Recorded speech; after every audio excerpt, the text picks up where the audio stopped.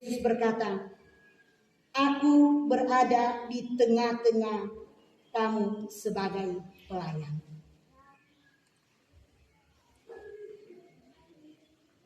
Mengasihi, melayani, bahkan kita punya tekad bersama, komitmen bersama untuk membangun iman percaya kita kepada Tuhan. Terompet hidup ini adalah anugerah, adalah pemberian sebagai hadiah Tuhan kepada kita. Oleh karena itu, mengisi hari akan membaca Alkitab dan belajar dari kebenaran firman Tuhan. Tuhan menyertai saudara-saudara. Marilah kita berdoa. Ini kami Tuhan, siapapun kami, pribadi lepas pribadi, dalam kebersamaan, dalam persekutuan yang beribadah jemaat-Mu, jemaat Sion Sendangan.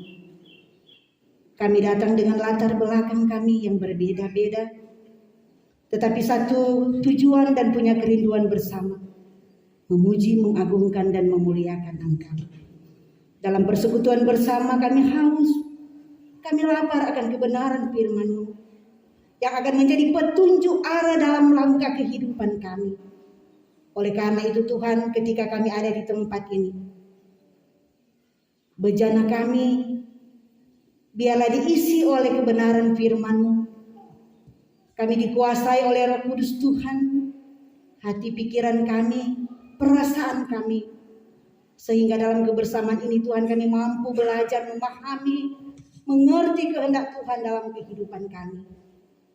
Hamba-Mu yang Engkau percayakan di tempat ini, di sini, dalam melayani Tuhan dengan penuh keterbatasan, dengan penuh kekurangan, hamba berserah bermohon, pakai hamba-Mu ini Tuhan menjadi alat kesaksian-Mu, sehingga firman yang akan ditaburkan, disampaikan sebentar tidak akan lalu dengan begitu saja. Tetapi kami percaya kami akan diberkati dengan firman-Mu. Kami akan pulang dengan bersorak-sorak merealisasikan firman-Mu dalam kehidupan kami. Kami akan sambut kebenaran firman-Mu di dalam nama Tuhan Yesus, firman kehidupan. Amin. Kita akan membuka Alkitab kita dan kita akan membaca bersama dalam kitab Perjanjian Baru sebagaimana yang disodorkan oleh gereja kita di dalam kitab 2 Korintus pasal 8 ayat 1 hingga ayatnya yang ke-15. 2 Korintus pasal 8 kita akan baca ayat 1 hingga ayatnya yang ke-15. Oleh Lembaga Alkitab Indonesia diberikan tema pelayanan kasih. Saudara-saudara, kami hendak memberitahukan kepada kamu tentang kasih karunia yang dianugerahkan kepada jemaat-jemaat di Makedonia. Selagi dicobai dengan berat dalam berbagai penderitaan, sukacita mereka meluap, dan meskipun mereka sangat miskin, namun mereka kaya dalam kemurahan. Aku bersaksi bahwa mereka telah memberikan menurut kemampuan mereka, bahkan melampaui kemampuan mereka. Dengan kerelaan sendiri mereka meminta dan mendesak kepada kami, supaya mereka juga beroleh kasih karunia untuk mengambil bagian dalam pelayanan kepada orang-orang kudus. Mereka memberikan lebih banyak daripada yang kami harapkan. Mereka memberikan diri mereka pertama-tama kepada Allah. Kemudian oleh karena kehendak Allah juga kepada kami. Sebab itu kami mendesak kepada Titus supaya ia mengunjungi kamu dan menyelesaikan pelayanan kasih itu sebagaimana ia telah memulainya. Maka sekarang sama seperti kamu kaya dalam segala sesuatu, dalam iman, dalam perkataan, dalam pengetahuan, dalam kesungguhan untuk membantu, dan dalam kasih-Mu terhadap kami. Demikian juga hendaknya kamu kaya dalam pelayanan kasih ini. Aku mengatakan hal itu bukan sebagai perintah, melainkan dengan menunjukkan usaha orang-orang lain untuk membantu. Aku mau menguji keikhlasan kasih kamu. Karena kamu telah mengenal kasih karunia Tuhan kita Yesus Kristus, bahwa Ia yang oleh karena kamu menjadi miskin, sekalipun Ia kaya, supaya kamu menjadi kaya oleh karena kemiskinannya. Inilah pendapatku tentang hal itu yang mungkin berfaedah bagimu. Memang sudah sejak tahun yang lalu kamu mulai melaksanakannya dan mengambil keputusan untuk menyelesaikannya lagi. Maka sekarang selesaikan jugalah pelaksanaannya itu. Hendaklah pelaksanaannya sepadan dengan kerelaanmu, dan lakukanlah itu dengan apa yang ada padamu. Sebab jika kamu rela untuk memberi, maka pemberianmu akan diterima. Kalau pemberianmu itu berdasarkan apa yang ada padamu, bukan berdasarkan apa yang tidak ada padamu. Sebab kamu dibebani bukanlah supaya orang-orang lain mendapat keringanan, tetapi supaya ada keseimbangan.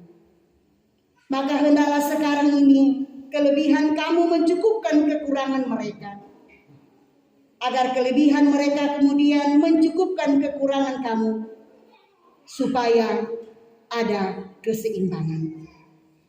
Seperti ada tertulis, orang yang mengumpulkan banyak tidak kelebihan, dan orang yang mengumpulkan sedikit tidak kekurangan.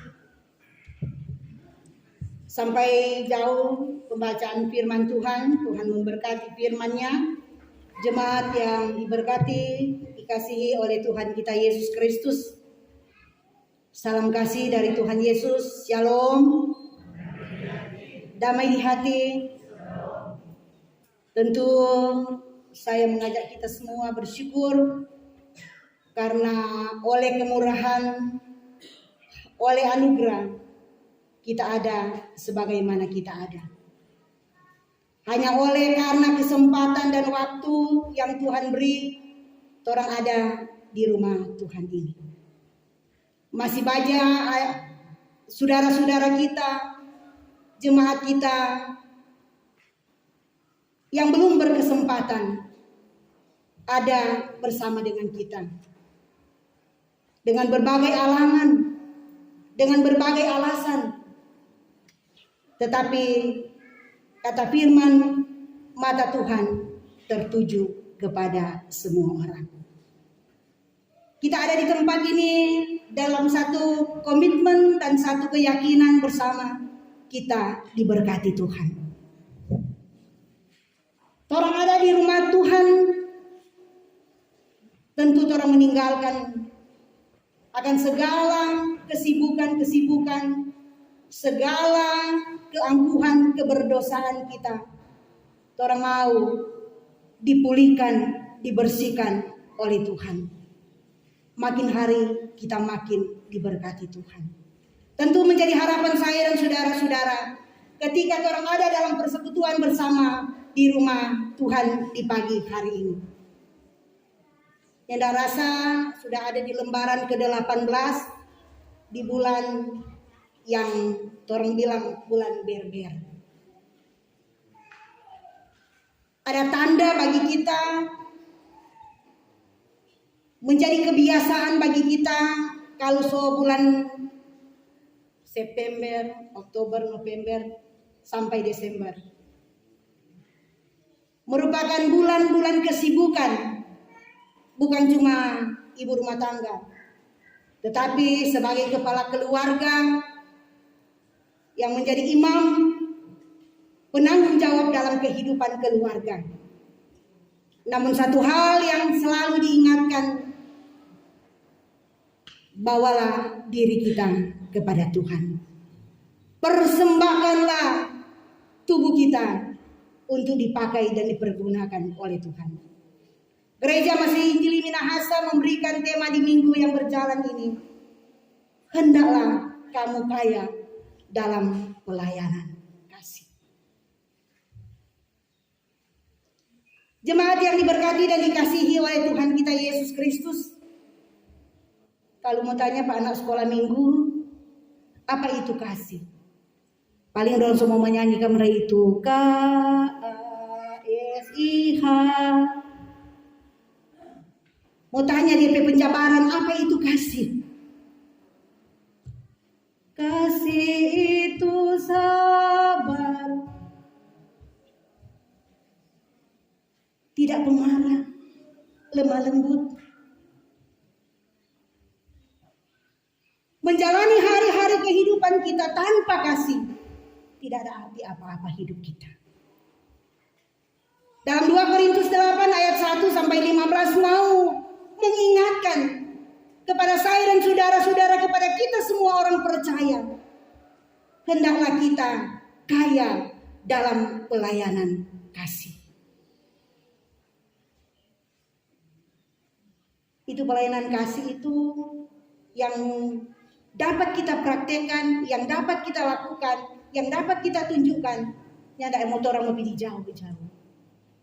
Pertama, pelayanan kasih itu dalam kehidupan keluarga.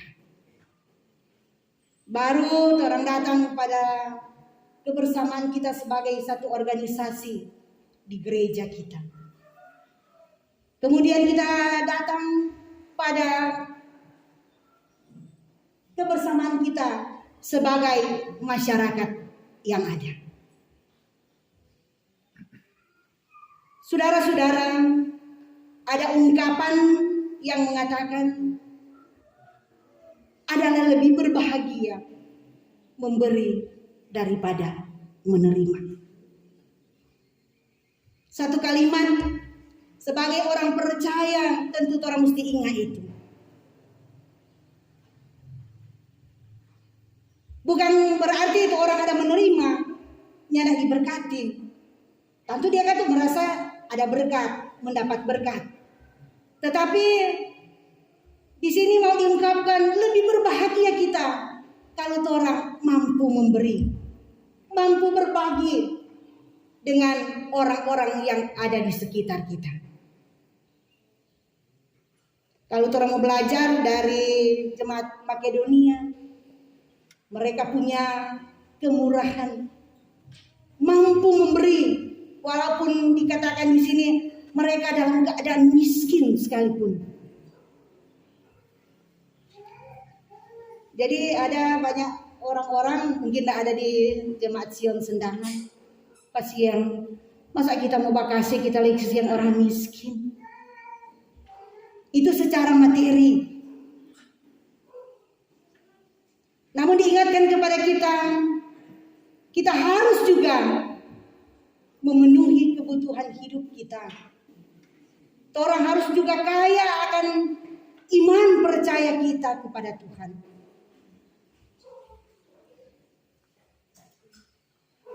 Ada 2 kata yang penting, yaitu memberi dan berbahagia. Cuma mau kasih ingat kalau orang bekasih, kasih yang tulus. Ada coba kasih mah kalau tidak berbahagia. Tuh, memang ada kenyataan dalam kehidupan sebagai manusia. So kasih marpada berat itu tidak kasih ini. Mau diingatkan, bukan kita mau kasih ingat, tetapi firman Tuhan mengingatkan kepada kita, ketika kita memberi, kita berbahagia. Dalam arti orang ada kasih dengan tulus. Ketika ketulusan itu kita lakukan, kita berikan kepada sesama kita, kepada orang-orang yang membutuhkan, yang hidup di sekitar kita, ada janji Tuhan, kita diberkati.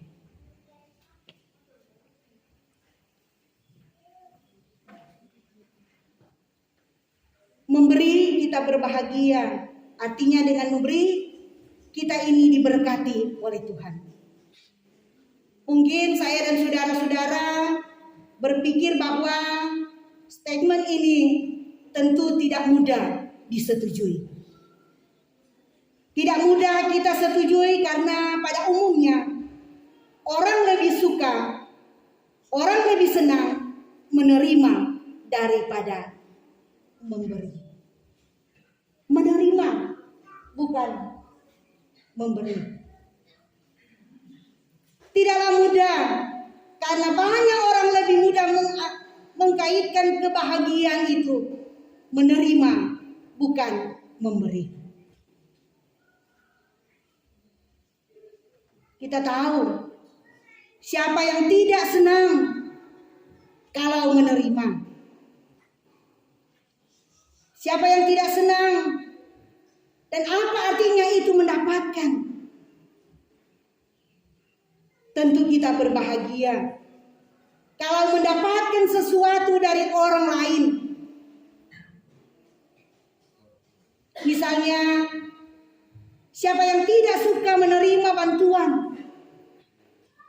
Siapa yang tidak suka menerima uang? Menerima keuntungan dari pekerjaan kita?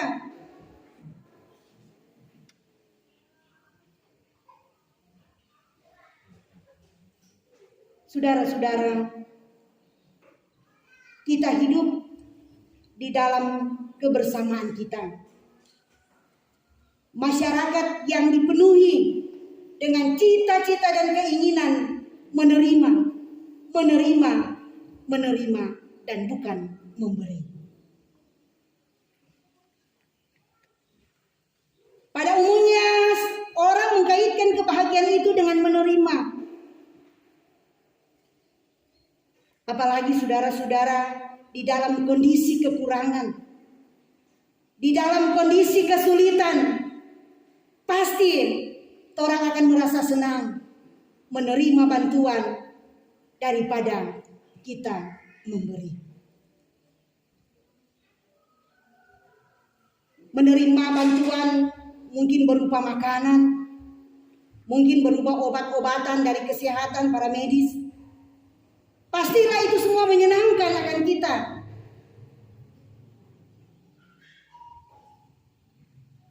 Ketika memikirkan dari kata firman Tuhan ini, yang mau menyatakan lebih berbahagia memberi daripada menerima.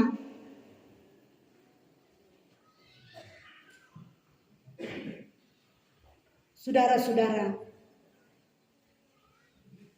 marilah kita melihat bahwa kehidupan kita ketika kita mempunyai dua tangan. Tangan satu menerima, tangan satu memberi. Pergunakan apa yang Tuhan berikan dan ingat apa yang diajarkan oleh Tuhan bagi kita. Kalau orang mau belajar sampai di akhir pasal 15 tadi, pak kumpul banyak sama juga, pak kumpul sedikit sama juga. Yang mau Tuhan meminta pada orang pemberian diri kepada Tuhan. Orang kasih orang pediri untuk menjadi alat untuk dipergunakan dalam kemuliaan.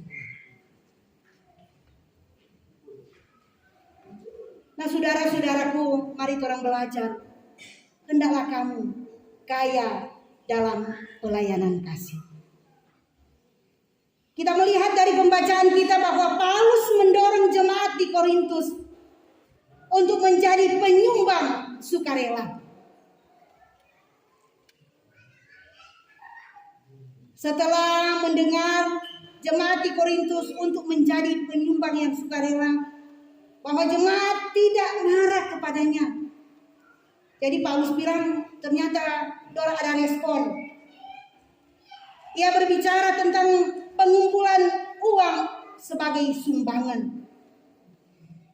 Karena sumbangan mereka akan menjadi bagian dari sumbangan besar untuk jemaat Makedonia. Sumbangan ini juga untuk disalurkan dalam pelayanan penginjilan para rasul di Yerusalem. Orang tahu bahwa Makedonia merupakan jemaat mula-mula yang dirintis oleh Paulus bersama Tesalonika dan Berea.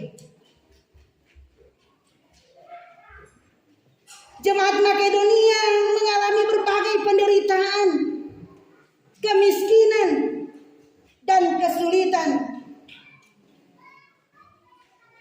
Akan tetapi mereka memiliki semangat untuk melayani Tuhan dengan penuh sukacita.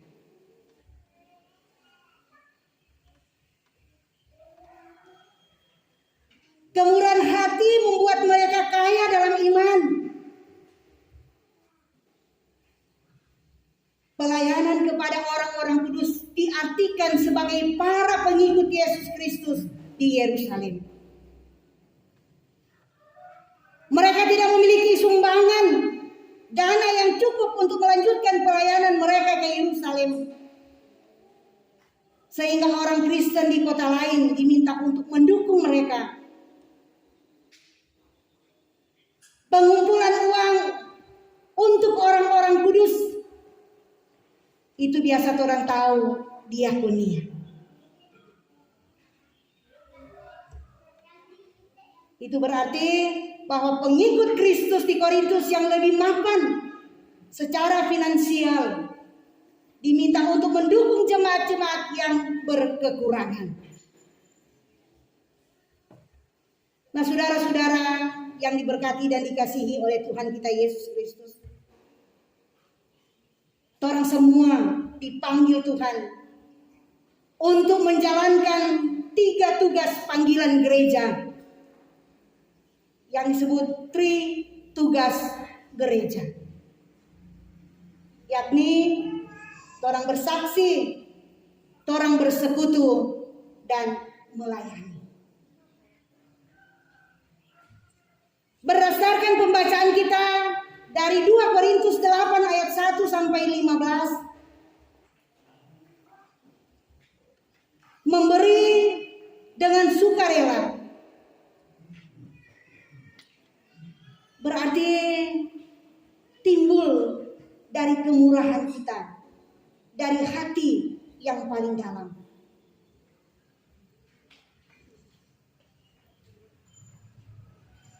Memberi dengan sukarela tentu itu termasuk dalam pelayanan diakonia.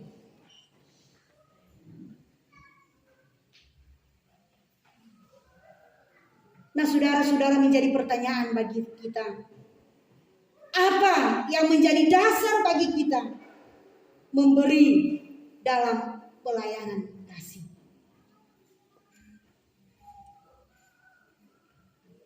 Pertama-tama kita memberikan diri kita kepada Allah, karena Ia yang telah lebih dahulu memberikan dirinya untuk melayani kita. Jadi orang kurang mau balas, Tuhan so kasih lebih dulu, melayani orang lebih dulu. Mar banyak kali jawab orang kan dalam kekurangan kita, orang bilang, aduh tidak ada waktu kan orang mau bikin, toh?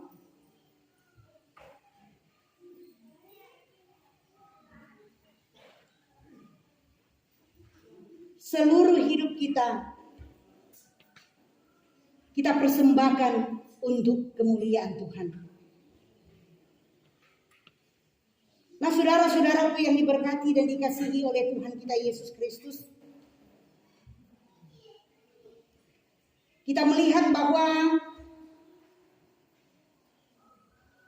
Yesus selama 33 tahun ditandai oleh jiwa melayani. Tujuan hidupnya bukanlah untuk mendapatkan pelayanan, melainkan untuk memberikan pelayanan. Isi hidupnya bukan dilayani, melainkan untuk melayani. Jiwa Yesus Kristus Tuhan kita, Dia datang sebagai hamba, bukan meminta, bukan menerima, tetapi memberi kepada kita.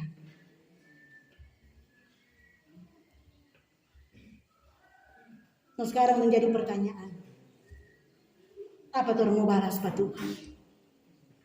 Apa yang harus orang persembahkan kepada Tuhan selain hidup kita dipakai oleh Tuhan?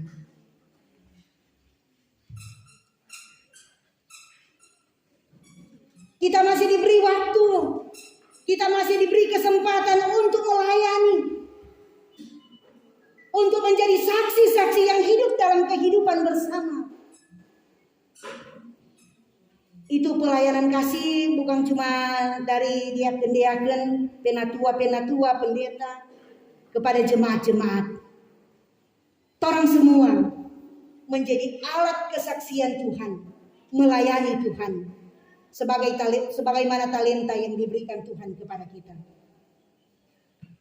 Melayani di sini berarti kita mengosongkan diri kita dan menempatkan kepentingan sendiri di bawah kepentingan Tuhan dan kepentingan orang lain. Seringkali kita mengabaikan pelayanan kasih ini dengan berbagai alasan kesibukan. Tidak ada waktu, banyak kerja. Sebaiknya waktu yang Tuhan beri, kesempatan yang Tuhan beri, kita pakai, kita ukir baik-baik untuk kemuliaan nama Tuhan. Melayani dengan sukacita iman, tanpa paksaan, tanpa pilih kasih. Berjalan di belakang Tuhan Yesus memang adalah berjalan melawan arus. Benar apa yang dikatakan Plato, siapa yang mau menjadi pelayan? Sebaliknya, Yesus berkata, aku berada di tengah-tengah kamu sebagai pelayan.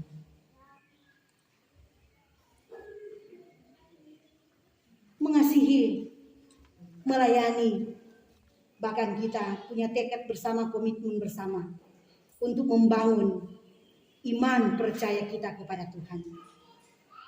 Terangkai hidup ini adalah anugerah, adalah pemberian sebagai hadiah Tuhan kepada kita.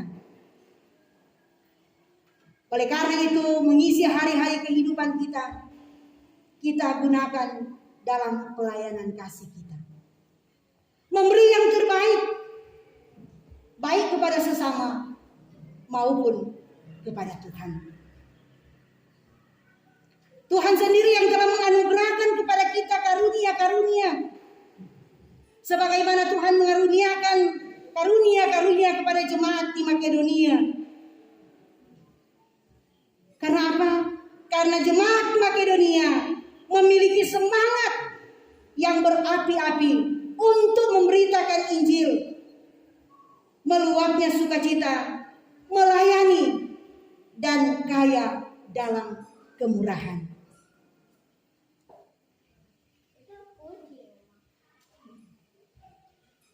Jemaat Makedonia mendapat anugerah untuk melayani dan memberitakan Injil. Meskipun orang tahu bahwa jemaat Makedonia mempunyai tantangan, hambatan di dalam jemaat. Biasanya kalau orang baca dalam pembacaan kita, orang punya tantangan, orang punya hambatan akan pembiayaan pembangunan dan pelayanan jemaat. Namun ketika orang baca firman Tuhan ini, tidak mengurangi semangat sukacita mereka untuk melayani Tuhan. Sama dengan orang jemaat Sion Sendangan, tidak mengurangi semangat sukacita untuk tetap melayani, membangun iman bersama. pertumbuhan iman kepada Tuhan.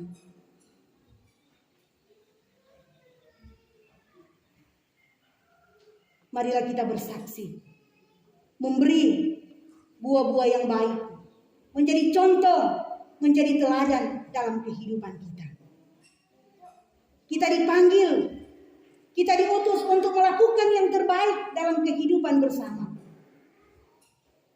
Yang tidak ada kata terlambat untuk orang diubah oleh Tuhan, untuk melayani Tuhan, untuk mengasihi Tuhan lebih sungguh lagi. Ketika orang mau mengasihi Tuhan lebih sungguh lagi, pasti kita diberkati oleh Tuhan. Janji firman Tuhan, ya dan amin. Yang tidak ada kata terlambat. Oleh karena itu, dalam pembacaan firman Tuhan kita, Paulus mengingatkan kepada jemaat untuk saling membantu dan saling tolong menolong sebagai umat Tuhan dengan cara ikhlas menolong dan mengasihi satu dengan yang lain. Mengapa demikian, saudara-saudara? Karena Tuhan Yesus telah mengaruniakan kasih karunia agar kita menjadi miskin sekalipun ia kaya, supaya kamu menjadi kaya oleh karena kemiskinannya. Itu berarti biarlah Tuhan Yesus setiap hari makin ditinggikan dan bertambah besar, dan kita manusia makin hari makin rendah hati, mengampuni, mengasihi, dan melayani. Tuhan ingin agar kita hidup di dalamnya dan menjalankan segala perintah-perintahnya. Ikhlas memberi, ikhlas beramal menjadi salah satu bentuk ekspresi iman kita, menolong dan mengasihi orang lain seperti kita mengasihi diri kita. Tuhan Yesus baik. Dia senantiasa mendengar akan setiap permohonan keluh kesah kita. Tuhan akan menjawab harapan-harapan dan doa kita ketika kita mau memberi diri untuk diubah, dipakai oleh Tuhan. Kita akan kaya dalam pelayanan kasih, memberi yang terbaik untuk Tuhan.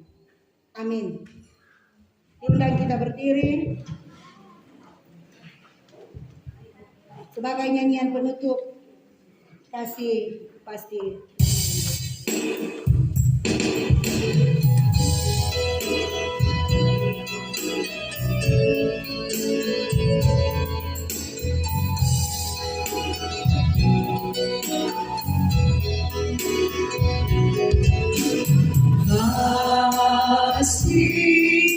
Pasti Tuhanku, pasti termakan,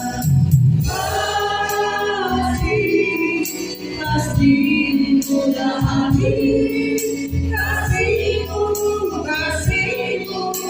Tuhan.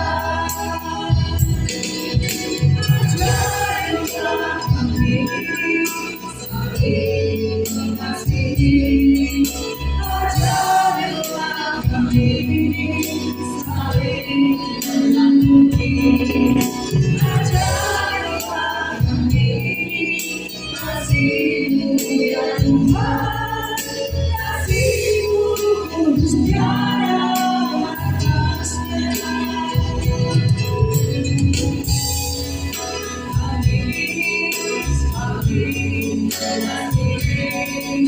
Ajarlah kami saling mengampuni, ajarlah kami kasih-Mu ya Tuhan, kasih-Mu kudus tiada batasnya.